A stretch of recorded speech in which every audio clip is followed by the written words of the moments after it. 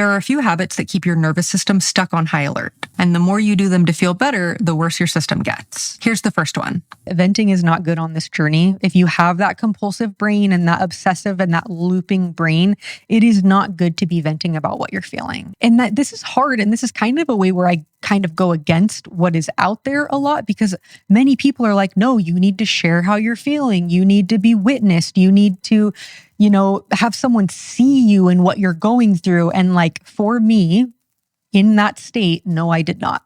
I was already looping on it. I couldn't stop paying attention to it. I was witnessing it all the time. I didn't need someone else to witness it with me, So how can you identify if that isn't helpful for somebody? The main parameter I put on it is if you have a hyper awareness of what your body is doing. If you are engaging in a ton of compulsive behaviors of Googling and needing reassurance and asking people for answers all the time and asking them for reassurance, it's not helpful. Well, what's the problem with all that stuff though? The problem with asking for reassurance, number one is that it doesn't work. And number two is that it just keeps reinforcing these loops in the brain. It reinforces the focus and the fear and the attention. And we have to understand that our attention is our most valuable resource in this recovery process. And if you're using that attention to focus it on the symptoms and focus it on conversations around the symptoms and how are you doing? How's your pain? How's your face? It got to a point where my dad was at my house and I was having one of these days where I just had a flare up of just burning and stinging all over my body. And my dad came over and he didn't know I was taking a nap. And Ryan's like, yeah, she's kind of having a rough day. He's like, oh, why? Is she tired or something? He's like, no, she has pain all over her body. Yeah. And he had no idea. And he had no idea because I didn't tell him. I had hunted people down on recovery stories. I had Googled, I had searched, I had talked to people. Every ounce of reassurance that I could try to get to make me confident, I got, and it didn't make me confident. And so I got to the point where I was like, listen, the boxes are ticked, looks like it. No ever way that I'm going to know 100% before I treat it like it is that 100%. And so I just decided I was going to stop looking. And I've said this before in videos prior, one thing that really helped me push myself over that edge was knowing I had lived in a state of chronic anxiety for so long. So I knew sensitization was at play.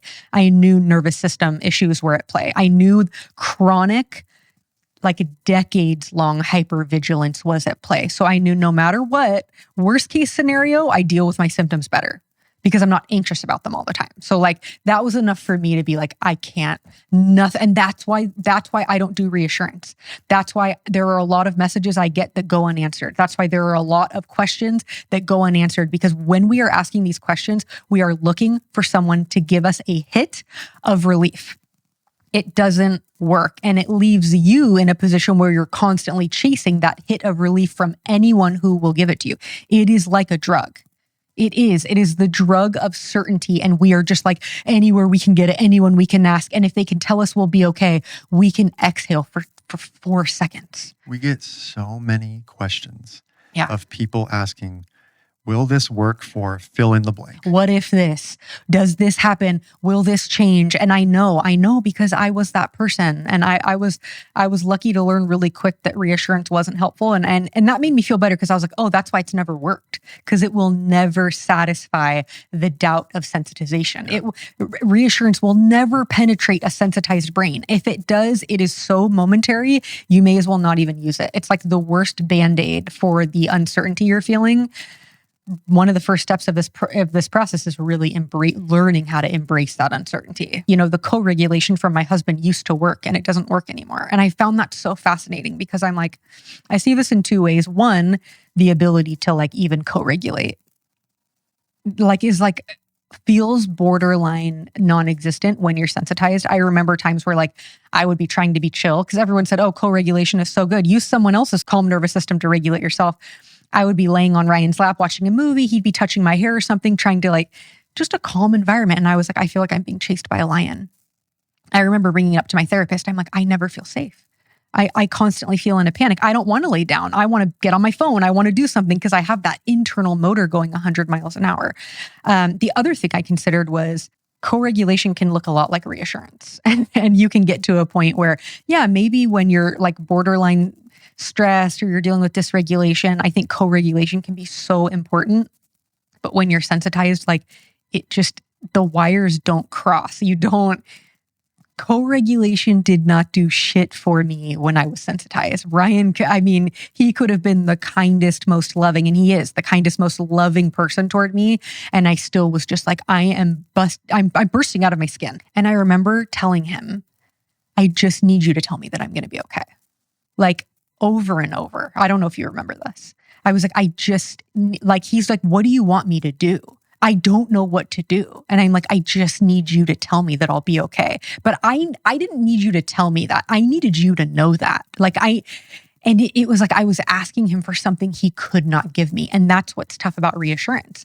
I wanted him to know that this all turned out okay. I wanted certainty that he could not give me, that I could not give me, that no professional could give me.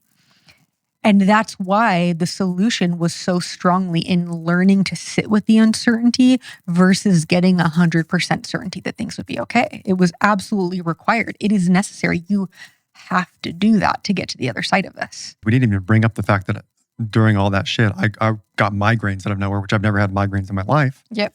Isn't that crazy? Yeah, I was like on the tail end of it. He was having like debilitating migraines multiple times a week, like getting into a dark room. And I felt like I was going to throw up. Yeah, I think it was literally just the culmination of all that stress and how well he carried on throughout it all, because he was kind of like holding things down while I was freaking losing it. And it caught up with him. And I was so aware of it that I was like, and he's like, well, I think they're genetic. And I was like, we're not going down that path. You have been under a lot of stress. Your body is expressing it. Do not focus on it. Do not overdo it. Do not over-research it. Let it come. Let it go. Pay as little attention to it as possible. They completely stopped. Hasn't had a migraine since. It was a rough couple weeks, but like, what would someone normally do? Yeah. Oh my God, what is happening? I think this is genetic. This runs in my family. I'm going to go to the doctor. I'm going to be on these meds. I'm going to worry about them. I'm going to fear the next one I get. Yep. When I get it, I'm going to tell everyone about it. Yep. I'm going to complain about it. I'm going to stop doing things in life because of it. That's how these symptoms become chronic. And people don't know that. The things that can be supportive are not the things that most people would think about, which is like, stop asking me about it. Yeah. Stop indulging in my questions. Stop trying to fix it. And isn't that so funny that most of the things I just mentioned are things that we need to ask our partner or our loved ones to stop doing. And that's the same thing with our own recovery. It's so much less about how do I do this perfectly? And it's more like, what is all the shit that you're doing that is unintentionally keeping this going? Yeah. So much more about what you have to stop than what you have to start. Always. Always.